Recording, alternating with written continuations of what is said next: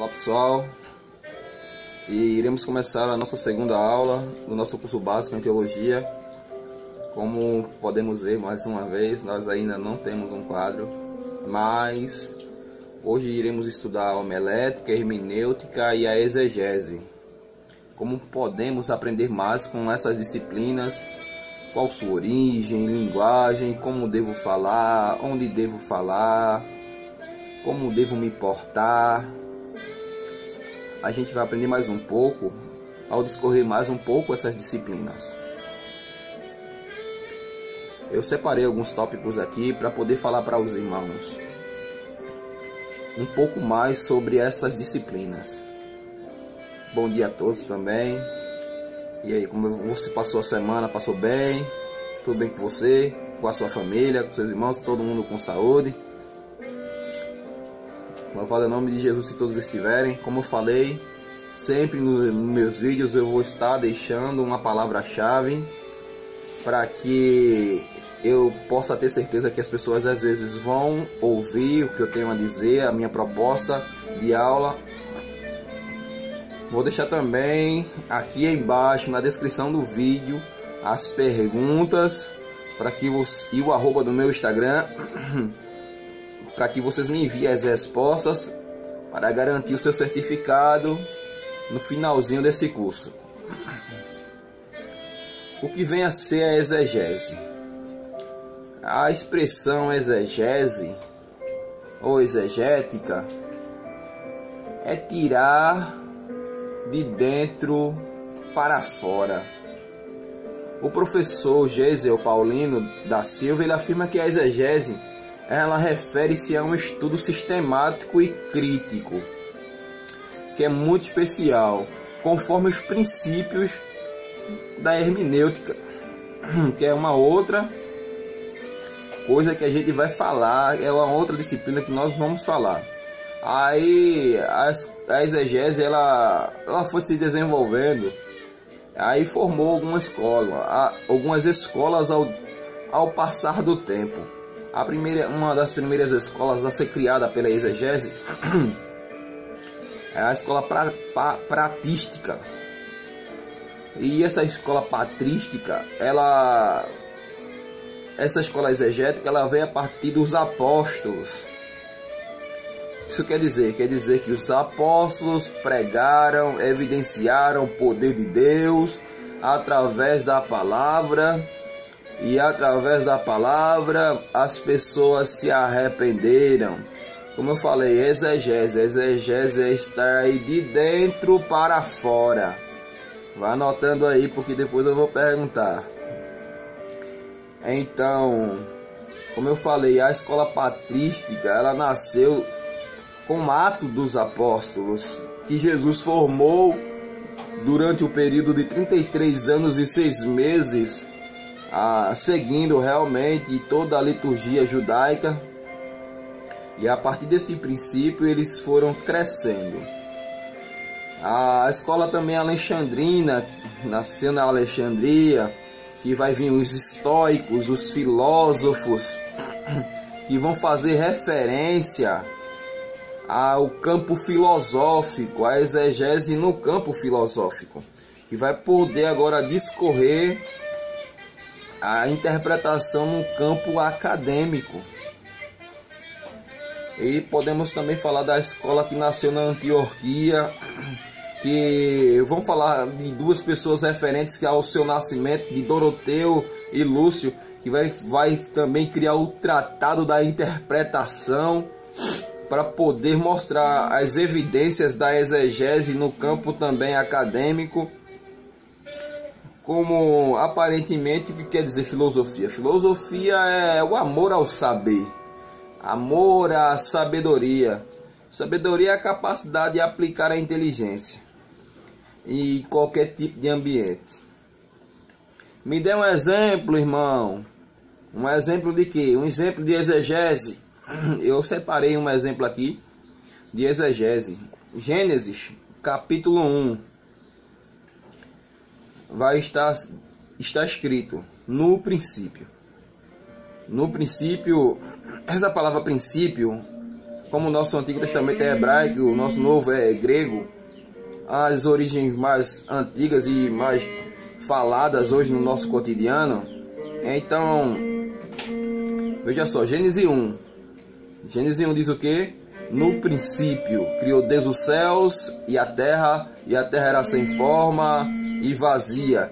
Princípio, a palavra hebraica para princípio ali é Bereshit.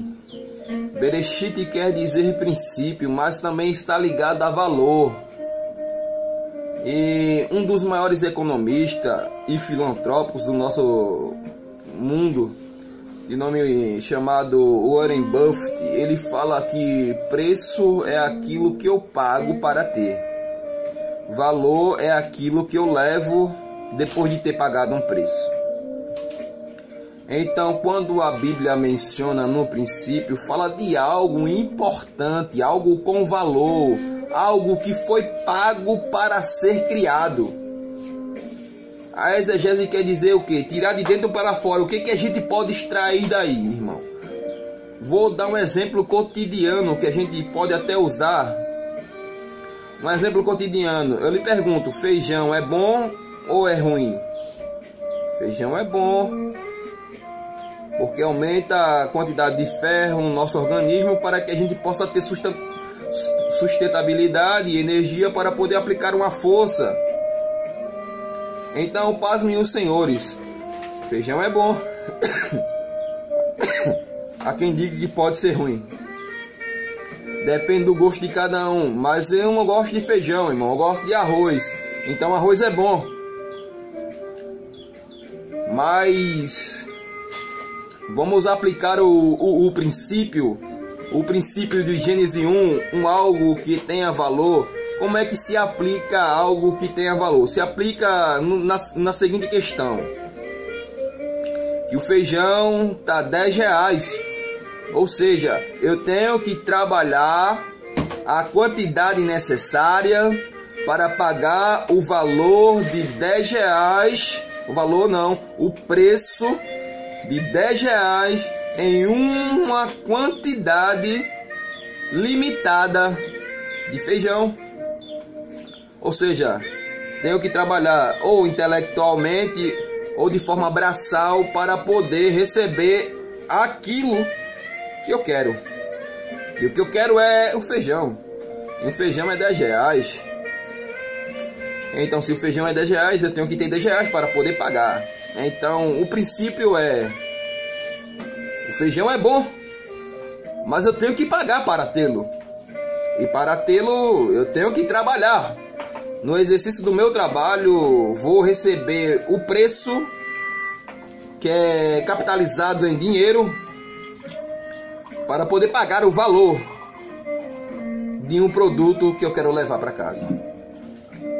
Ficou claro até aí? Espero que sim. Mas um exemplo da exegese que é muito básica. Exegese básica. Êxodo capítulo 20, versículo 12. Diz a seguinte expressão: honra teu pai e tua mãe, para que se prolonguem os teus dias na terra. Então, o Moisés, escrevendo o livro da saída, o Êxodo, ele se expressou dizendo o quê? Que eu tenho que honrar o meu pai, que eu tenho que honrar a minha mãe, para que os meus dias se aumentem. É sim. Então, onde se aplica aí, irmão, a exegese? A exegese também pode dar ao nosso entendimento, como exegeta, ler o texto de trás para frente. O que isso quer dizer, irmão? Isso quer dizer o seguinte: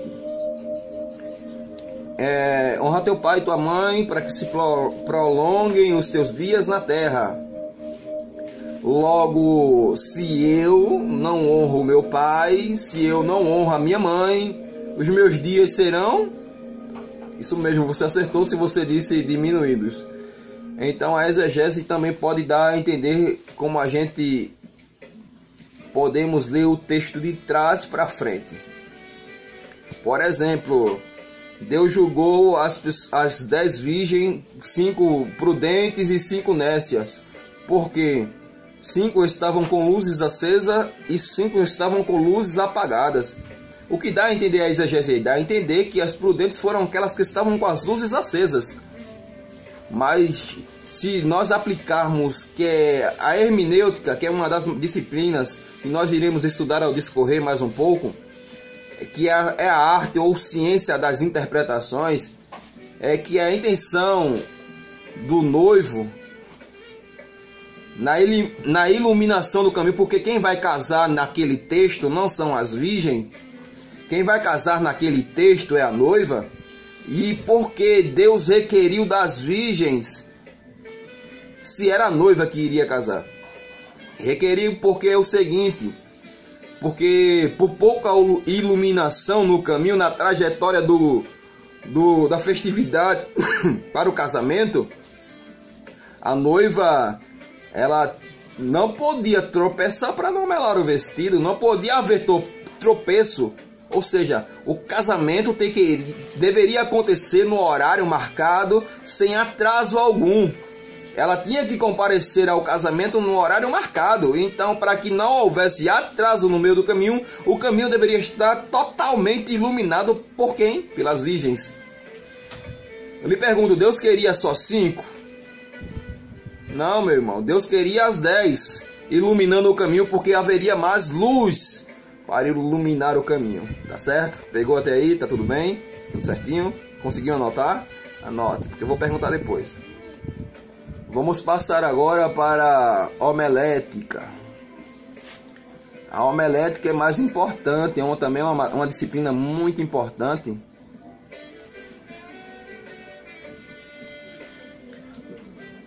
Vamos deixar a homilética por último. Vamos falar um pouco sobre a hermenêutica. O que vem a ser a hermenêutica? A hermenêutica é a linguagem acadêmica da exegese. Elas andam juntas, não pode separar a hermenêutica de exegese. Porque a exegese é a prática da hermenêutica. Entenderam até aí? Qual é a descrição da hermenêutica, irmão? A descrição é que a hermenêutica é a ciência da interpretação, ou a arte da interpretação. Veja só, a nossa Bíblia Sagrada, ela tem um registro limitado, irmãos. Porque se fôssemos descrever ou assimilar tudo aquilo que Jesus fez enquanto esteve aqui embaixo, teríamos uma Bíblia para carregar em carro de mão. De tão pesada que ela era, de tantas coisas que Jesus fez. Então, vou dar um exemplo, para que vocês se familiarizem mais com a hermenêutica. Por exemplo, nossa Bíblia, como eu falei, tem um registro limitado. Eu quero falar sobre Jó. Tudo bem até aí? Vamos falar sobre Jó. E ao falar sobre Jó, vou falar sobre o sofrimento de Jó. Então a Bíblia vai me descrever e vai me dar a informação do sofrimento de Jó. Então vou poder descrevê-lo como quero, o sofrimento de Jó. Mas o que a hermenêutica me diz? Não vou falar sobre o sofrimento de Jó, vou falar sobre o sofrimento de toda a Bíblia. Então vocês viram que a partir do momento que eu falei hermenêutica, o termo ele abrangiu várias áreas distintas, diferentes, maior. A hermenêutica ela acompanha todo esse processo. Falei o que? A exegese é a prática da hermenêutica. Entenderam até aí? Tá certo. Vamos continuar o conteúdo. O conteúdo é muito extensivo. Dessa vez ele vai ser um pouco mais longo. Quero fazer uma aula curta, porque eu sei que tem crente preguiçoso e não vai ler e não vai me ouvir até o final. Então vou deixar aqui algumas expressões de forma mais curta também, resumida, para que os irmãos venham a receber esse conteúdo com maior objetividade também. Então vamos discorrer um pouco agora sobre a homilética. O que vem a ser a homilética? A homilética é de um termo chamado homilia, que trata mais de uma conversa familiar. A homelética, ela tem a parte mecânica e a parte geral. A parte mecânica, ela vai regrar o meu comportamento em relação ao culto, à pregação, às pessoas, ao sermão, porque vai falar mais de comunicação. Me entenderam até aí? Pronto. Na matéria ou na disciplina da homilética, iremos ter a oratória, a retórica e a eloquência. E onde é que se aplica isso? Na comunicação. Aí você me diz, irmão, mas quais são os problemas da homilética? Veja só, o problema da homilética, meu irmão, de hoje em dia, com certeza, a pregação de hoje, ela sofre várias variações, né? Independente de onde a gente for pregar. A primeira anote aí para não esquecermos, a falta de preparo do pregador, irmãos. Nas igrejas é um problema que é um dos maiores problemas notados. Falta de preparo, que tipo de preparo, irmão? Preparo espiritual e a falta de conhecimento no texto que quer expressar. E é o que a gente vê mais hoje com muita naturalidade. As pessoas hoje, elas sobem no púlpito para falar qualquer coisa, não quer orar, não quer ler, mas quer pregar. Aí eu lhe pergunto, não ora e não lê, e quer ser pregador? Não dá para ser pregador, não dá para ser um exegeta, não dá para ser nem professor. Por que não dá? Porque não quer ler. Por que não dá? Porque não quer orar, porque não quer buscar a Deus. Vamos lá.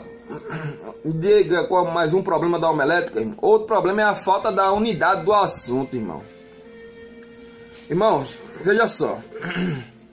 Imagina agora eu pregando agora aqui que Daniel, ele caiu, foi empurrado em uma cova de leões, e depois eu começo a pregar e dizer, Zaqueu subiu numa árvore para ver Jesus passar.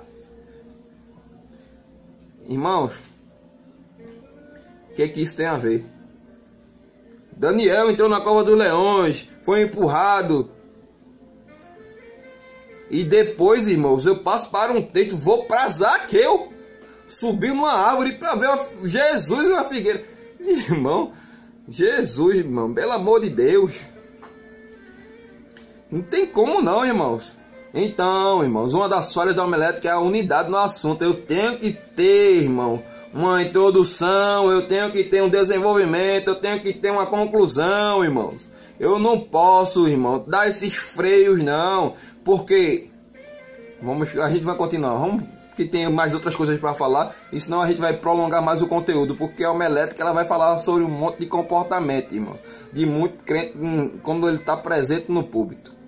A outra coisa é a falta de evidência real da pregação da fé cristã, pregando sem contexto, pregando sem texto, sem comprovação histórica.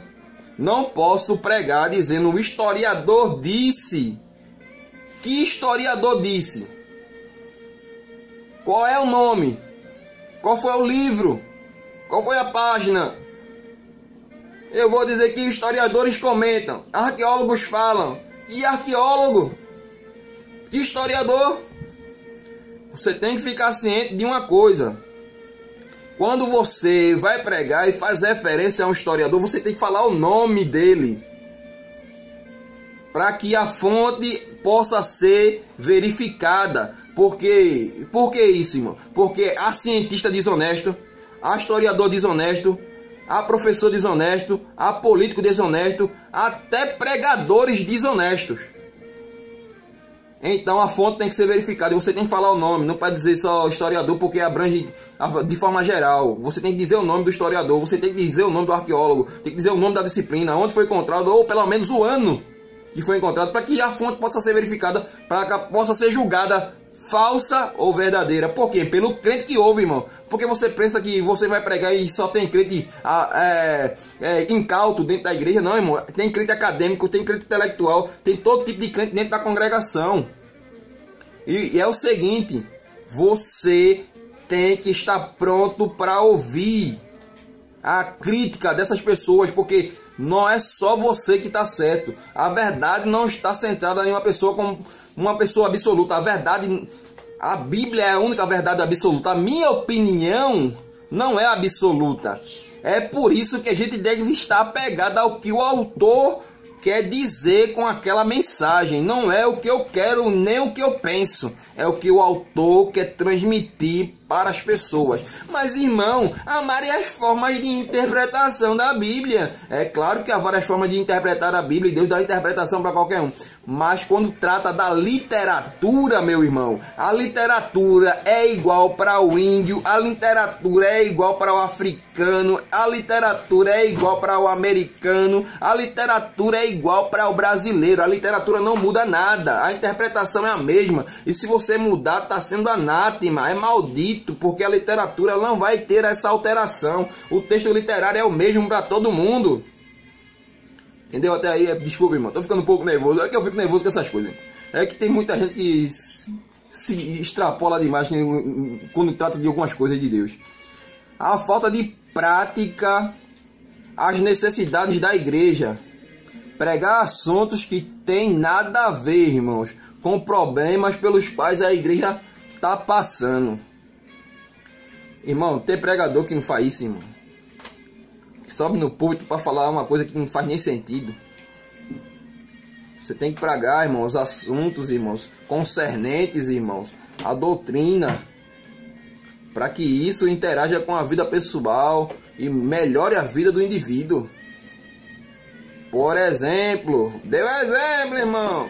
É pecado roubar, é pecado roubar. Se roubar, vai para o inferno se permanecer no pecado. Aí você vai falar da prática do pecado, irmão, do roubo. E você não pode roubar nada de ninguém, porque não é seu. Se você quer alguma coisa, trabalhe para ter ou estude para alcançar. Mas não precisa tirar dos outros aquilo que não é seu. Entendeu até aí? Tudo bem, mas que essas coisas me deixam meio nervoso. Vamos lá, detalhes que devem ser, irmãos, corrigidos quando está no púlpito. Meu Deus, agora, irmão, vou pegar pesado, mas me desculpe, mas é homilética, irmão. É homilética que você tem que realmente aprender o que é homilética. Hoje você vai aprender. Se alguém nunca falou para você o que é homilética, você vai aprender agora. Pronto, primeiro erro. Não se deve gesticular demasiadamente o tempo todo. Ô, irmão, veja só, irmãos. Tem pessoas que quando estão pregando, irmão, fazem muitas expressões. Eu sou uma dessas, irmão. Eu sou uma dessas. Na parte da homilética eu erro muito, eu tenho as falhas de homilética, porque eu gesticulo muito. Porque o corpo fala. Há um livro, irmãos, de um cientista chamado, eu não lembro, eu esqueci o nome dele agora no momento, mas quando eu lembrar eu coloco nos comentários, que ele escreveu um livro chamado O Corpo Fala. Irmãos, se eu faço essa expressão aqui e olho para alguém, isso lhe dá alguma informação, mas se eu faço essa expressão e começo a sorrir, isso vai também lhe dar uma outra expressão. Ou seja, você está se comunicando com o seu irmão, com o seu ouvinte, irmãos. E o que eles vão pensar a partir do momento que você olhar com uma cara dessa para eles? Me diga. Me diga. Se você ficar gesticulando, fazendo expressões com a mão, porque você sabe que aqui no Brasil, irmão, você faz assim é uma coisa, e você faz assim é outra coisa, você faz assim já é outra coisa. Então cada uma, irmãos, cada uma forma de você gesticular, fazer assim ou apontar assim, vai trazer uma informação para o teu ouvinte. Então você tem que ter o mínimo de cuidados com gestos que você expressa quando está em um púlpito. Amém, irmãos? Até aí tá tudo bem? Tudo bem, né? Espero que sim. Vamos lá. Evitar coçar-se. Ô, irmãos, é isso que eu faço, né? Mas como eu não estou em um púlpito, estou em uma aula, preste bem atenção. A partir do momento que o ouvinte está olhando para você, ele procura copiar o que você faz. Sabe uma criança que você tem em casa? Sabe? Você sabe sim, você tem criança em casa. Você xinga um palavrão, a criança ouviu o palavrão que você disse, não repetiu ainda. Mas a partir do momento que ela se sentir zangada ou aborrecida com algum momento, ela vai xingar o palavrão que o pai e a mãe falou. Por quê? Porque ele repetiu. Repetiu porque ouviu. Então, cuidado. Se você, imagine, o tempo todo aqui se coçando assim, fazendo esses negócios aqui gesticulando, falando com vocês e se coçando. Irmão, o senhor tá com algum problema de coceira, foi? Jogaram algum negócio podmic em você que o senhor tá se coçando direto. O senhor ia achar que eu tô com problema, irmão. Apesar que hoje em dia a gente tem problemas que derivam de vários tipos de problemas. De intelectual ao emocional. Até o financeiro, né? Então vamos lá, irmãos. Vamos continuar. Não ficar de boca aberta, irmãos.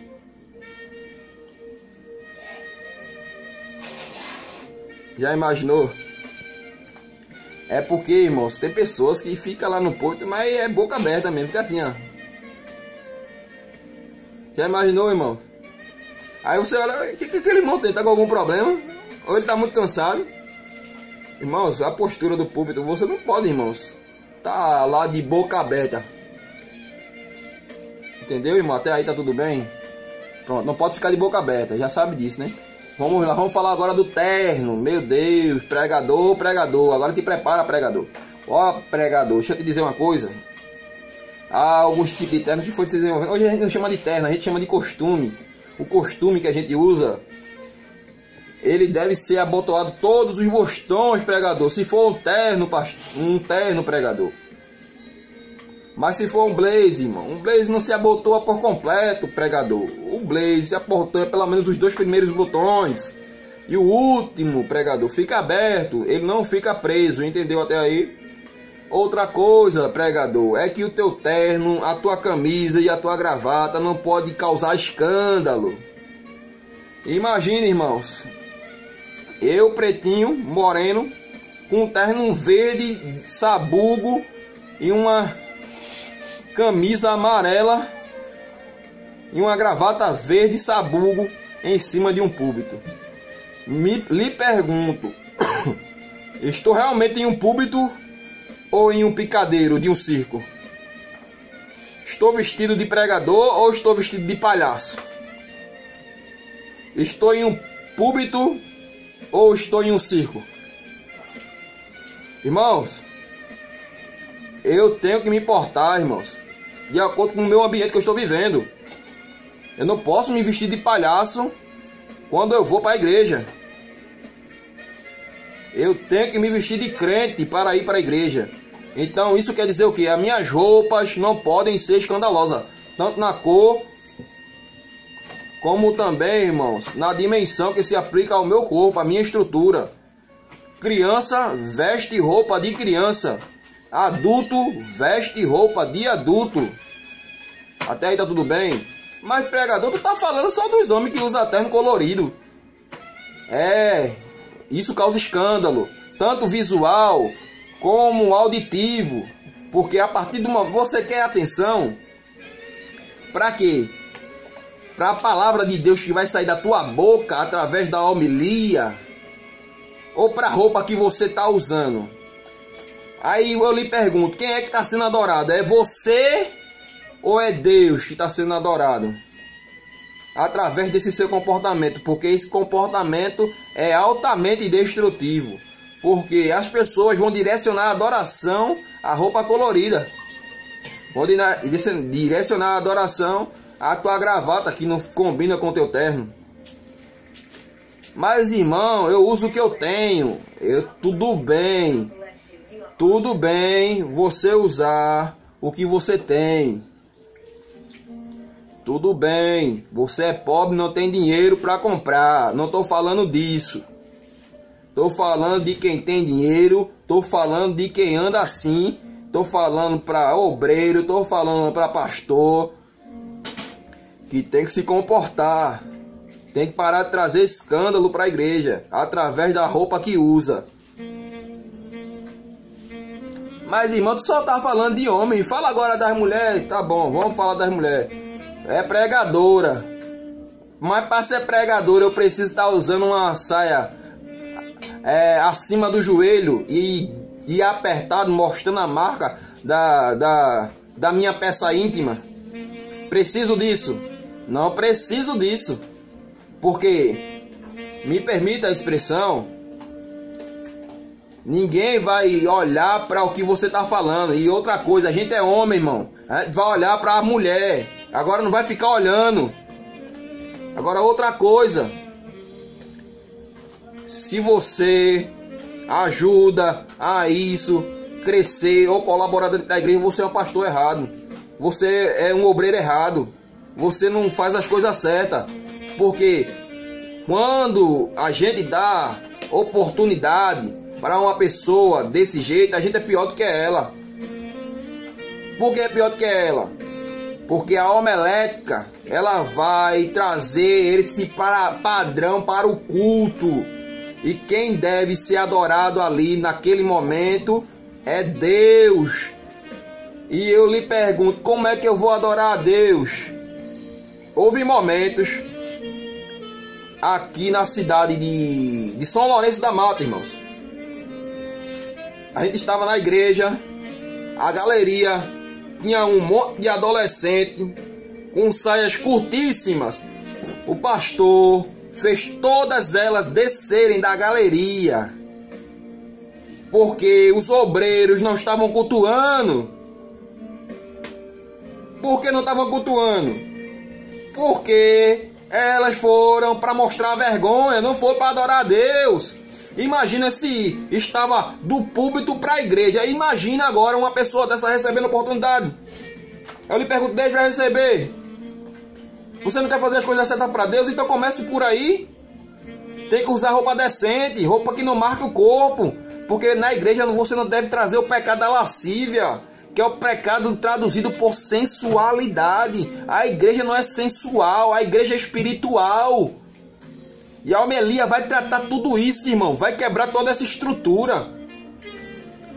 Por que vai quebrar essa estrutura? Porque não é para ser feito do jeito que você quer.